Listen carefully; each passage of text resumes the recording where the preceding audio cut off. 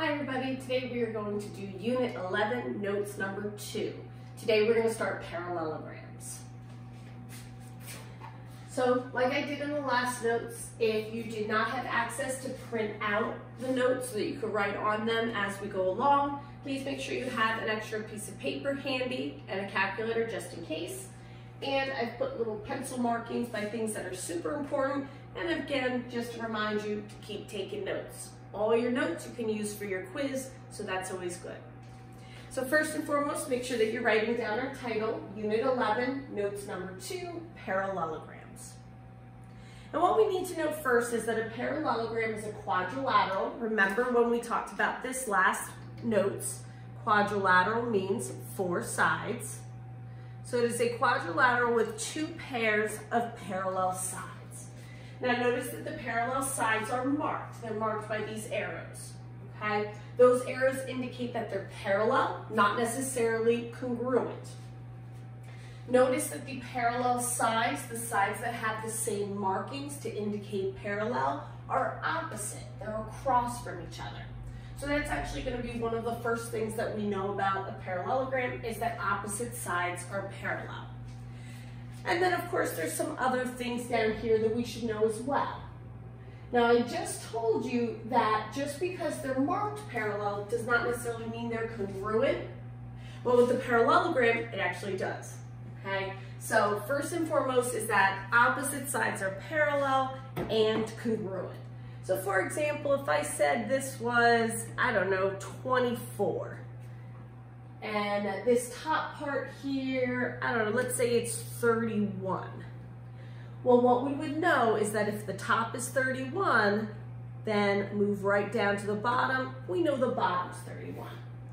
And if this side's 24, then right across here, we know that this side is 24. So in a parallelogram, not only do we have the opposite sides being parallel, but we also have the opposite sides being congruent.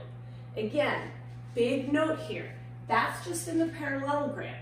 Later we may talk about trapezoids where there is one pair of parallel sides and they're not going to be congruent. So in the parallelogram we do have the parallel sides being congruent, but that is not always the case with all polygons. Our next characteristic that's super important is that opposite angles are congruent. So just so we're clear where we're talking about with that, okay, let's say we have this angle, and I measured it a little bit earlier, and I found out that it was about 55 degrees. So what we mean by opposite angles is if this bottom left corner is 55, then all the way across here, this guy will also be 55. So when we say opposite, we mean opposite sides, and if one's on the bottom, the other one's on top. Now that's going to make these 2 angles be congruent as well. But let's just clarify how we would know exactly what to do to find those. Okay, 2 things we could think about. We just already said that the opposite sides were parallel. So let's kick it back to unit, I believe, 3, where we talked about parallel lines. Just imagine that I'm just extending this top line out a little bit, so you can see a little bit more clearly, and the bottom. These are parallel lines, and right here is your transversal. So notice that the 55 with this mystery angle here, we call those same side interior angles. Well, same side interior angles are always supplementary. And that brings us to our third characteristic, is that same side angles, or sometimes we call them consecutive. Sometimes people will also say adjacent, but I wanted to stay clear of that because we had just done the trig and I didn't want us to get confused. Instead, concentrate on the idea that they're on the same side of the parallelogram. So in this case, these 2 angles are on the left side of the parallelogram, and so therefore I know they're supplementary because based on parallel lines, they're same side interiors.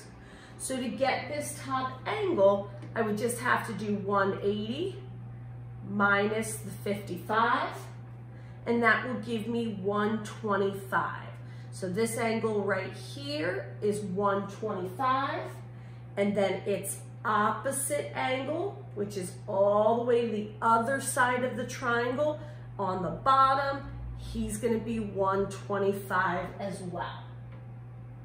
Now remember I had mentioned that there was actually two ways we could get that third angle, or I'm sorry, that third and fourth angle. Well, this ties into our notes from last time. We know that if we have a quadrilateral, a four-sided figure, we could plug that into our formula, the 180, and then n minus 2. If we plug in the 4 into that formula, 4 minus 2 is 2, we get that the total sum of the interior angles of this quadrilateral has to be 360. So if you really do forget this whole supplementary thing, just remember that all four angles must add up to 360. You'll have two of these that are the exact same thing and two of these. So using some algebra and some fancy math work, you can also figure out missing angles that way as well. In fact, that also serves as a good way for us to check, okay? If I grab my calculator, I want to make sure I did these angles right. I see that the opposites are congruent. Let's double check them. I've got 55, then going around the quadrilateral, 125 plus 55 again, plus 125, and yet it totals 360. So all your angles in these corners of this parallelogram should always be 360. All right, now let's just move on to the type of problems that you could see. Again, at this point, if you have not gotten down these characteristics, these are the most important of this whole little section.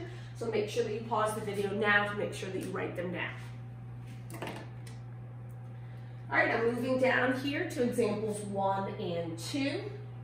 So notice that we're just looking for the values of variables.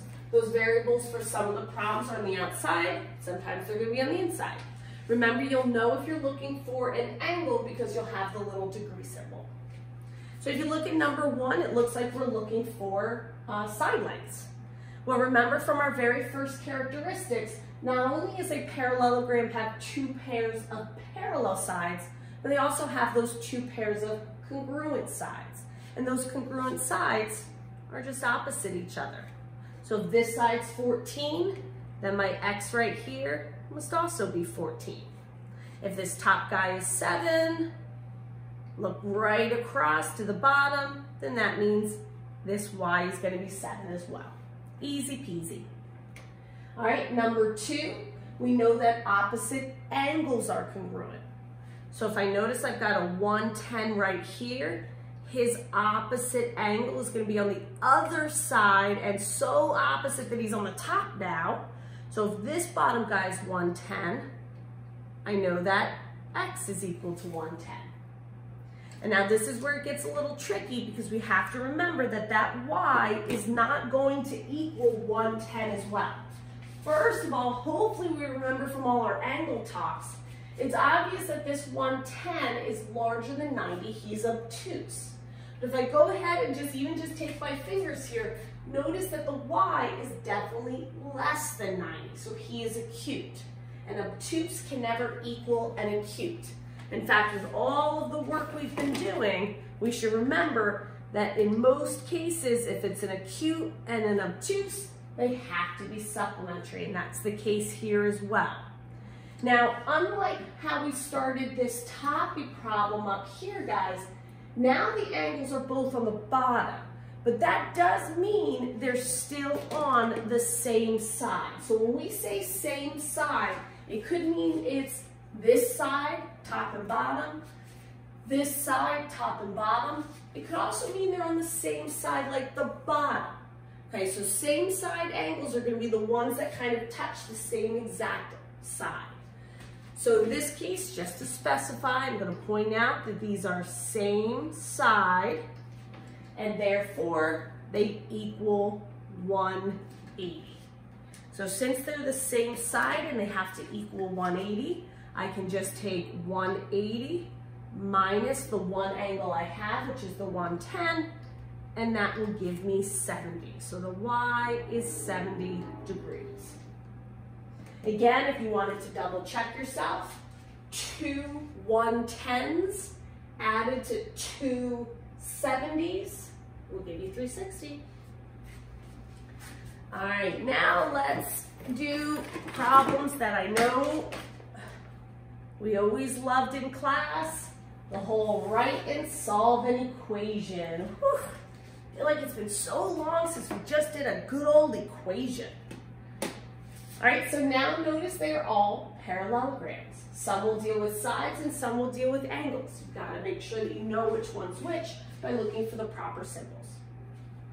If you notice in this parallelogram, this 120 is like this upper left corner, whereas the 7x plus 8 is in this bottom right corner. Well, that's going to make them opposite. And just as a note, I'll write that here. Opposite angles are congruent. If you want to write equal, that's fine. Use abbreviations just so long as you can use your notes later when we take the quiz. So if they're equal, I can just go ahead and set these two angles equal to each other, and then we're just solving our equation. So we're going to start with subtracting the 8 from both sides. That will give us 7x equals 112. We'll divide by 7 on both sides, just in case it's been a while. I'll show that step. And I should know the answer because I made the problem, but I forgot. 112 divided by 7, and that gives us 16. Not trying to mess with you guys, answers are going to be pretty. All right, moving down to number 4. Now we're talking about side lengths. We know because they're on the outside. There's no little arrow pointing inside, and there's no degree symbol. Notice that one is on the top and one is on the bottom. That makes them opposite sides. So again, as a note, and I would write this down, opposite sides are congruent. So I know to write my equation, I just need to set them equal to each other. So I've got 5x plus 6 equal to 7x minus 4. Remember, our goal is to take our letters to one side, numbers to the other. I also think it's always beneficial to keep my x positive. In fact, let me just draw a little line through here. Remember, at all times, there should be something written on both sides of your equation. So if we start with the x's, since the 5x is smaller and is positive, notice if I go ahead and subtract it to the other side, I'll get 6 on the left. On the right, that'll give me a positive 2x and a minus 4. Well, since I took those x's and moved them over to the right, that means my number is going to have to come over to the left. And again, it's a minus there, so I'm going to go ahead and do the opposite or the inverse operation. So I'm going to add it to the other side. That gives me 10 equals 2x, and if I divide both sides by 2, I'm going to get 5. Nice and pretty. And our last problem here, number 5. Okay, we're talking about angles here. I know this because I see degree symbols. If I look in particular to where the angles are located, so this angle is this upper left angle, this is the bottom right. Notice the little arrow that comes in. So notice that they're both on the same side. So these are same side angles. And we should remember that same side angles are supplementary.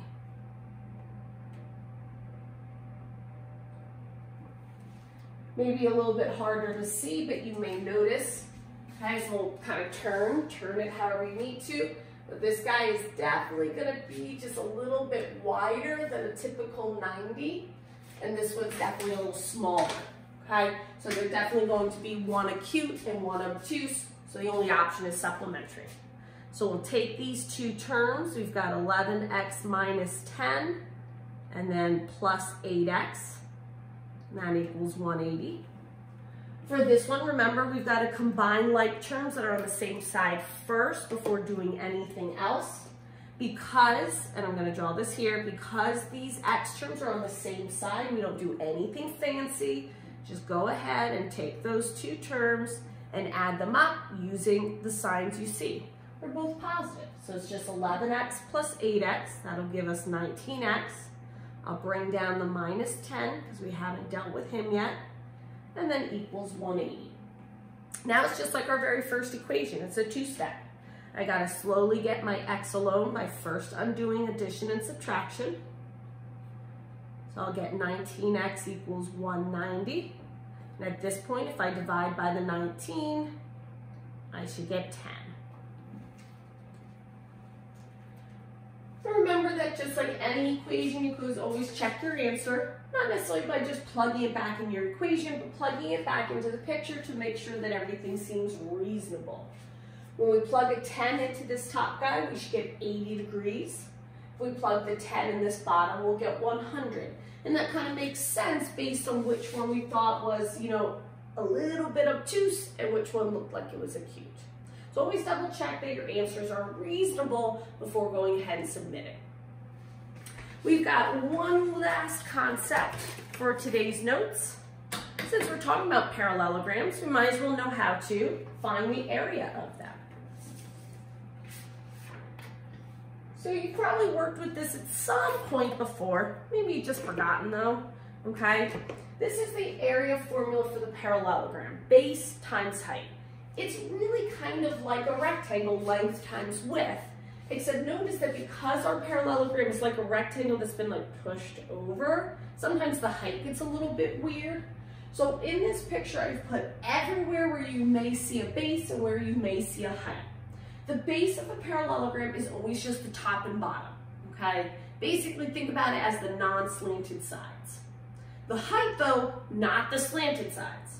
If you remember from our triangle work, the height has to be straight up and down. It's from the tippity top, perpendicular down to the bottom, down to the base, or at least that level of the base. So in a perfect world, yeah, our height would be given to us right here, straight from the top, perpendicular down to the bottom.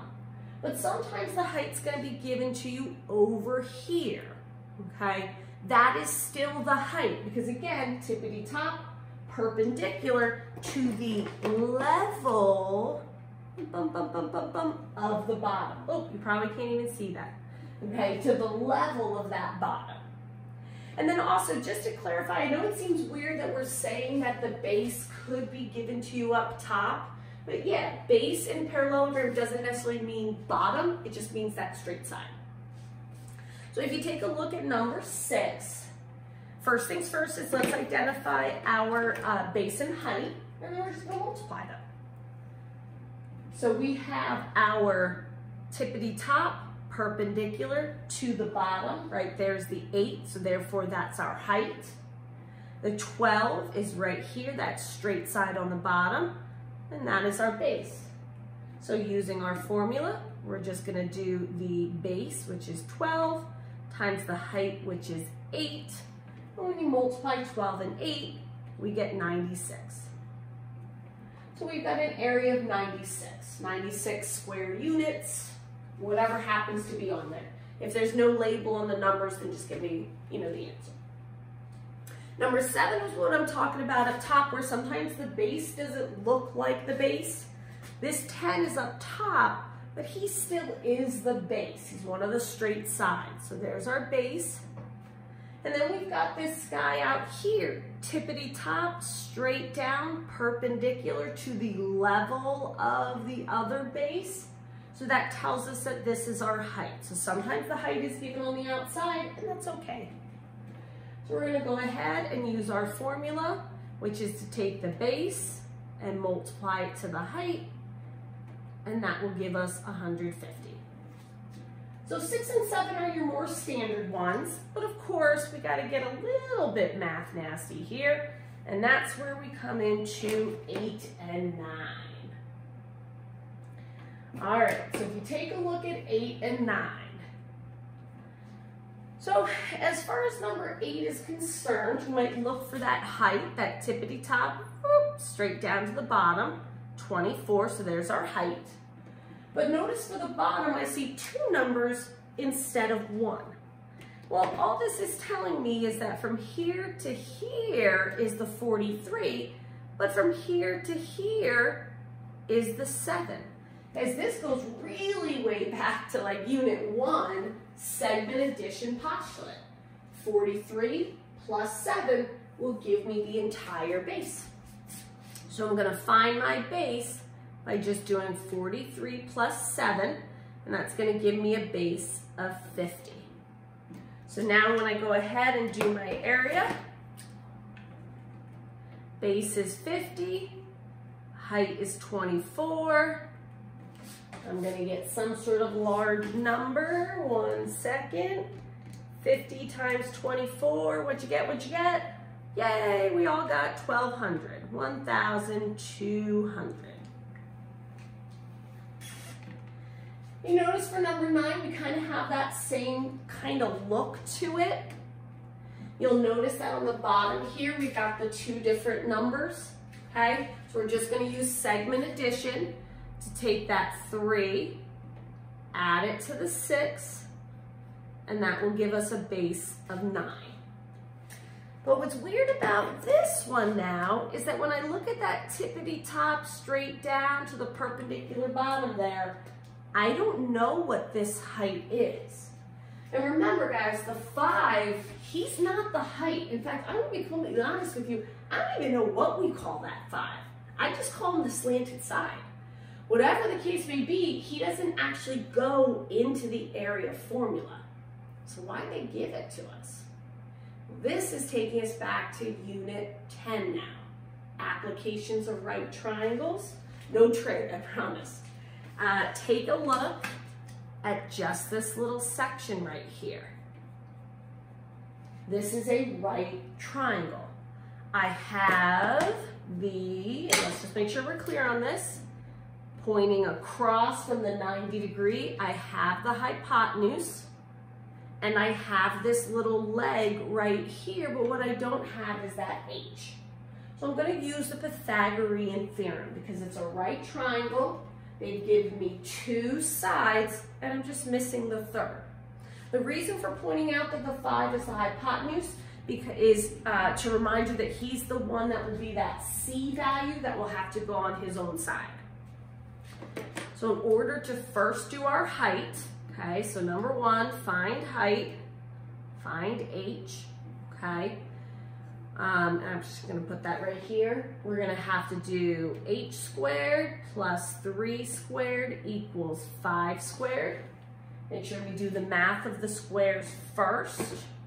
So that'll be 8 squared plus 9 equals 25. Subtract 9 from both sides. That's H squared equals 16. And when we go ahead and, just so we're clear, when we go ahead and square root to get that H by himself, we will get 4. So this tells us that the height of our triangle is 4. In fact, maybe some of you guys are remembering, this is a Pythagorean triple. It's 3 numbers that work out perfectly in the Pythagorean theorem. And 3, 4, 5 is your basic right triangle. So anytime you've got a 3 and a 5 in there as the hypotenuse, you always have 4 as the other side. However, if you don't have that memorized, it's not in your head, you're sitting there going, what's she talking about? Then just break out the Pythagorean theorem. That's no problem. All right, and then just so this stays where it is, I'm just gonna put this here as weight. All right, so now we're ready to officially find our area. So let's draw a little division chi over there. And now number 2, area. All right, so area again is base times height. So I added to get the base, which is 9. I did my Pythagorean theorem to get my height, which is 4. And 9 times 4 is 36. All right, that is as crazy as that would get, guys. Okay, again, we knew we had to use something a little special to find the height because I didn't have it. Remember, the height is from the tippity top, perpendicular straight down. And if there's nothing on that line, then you're gonna have to use the Pythagorean theorem to solve for that, okay? And then from there, plug in and get that area. So right now with parallelograms, that's all we're gonna do, okay? Next week, I'm gonna have a video where we're gonna talk a little bit more about what would happen if we drew diagonals in the parallelogram, but we'll save that for later. So work on the homework now, okay? Remember, if you get a 10 out of 10, you get a bonus point on the quiz. It's worth a shot. Let me know if you have any questions. Message me through Remind, shoot me an email, shoot me a text. I'm here for you. All right? Good luck and have fun.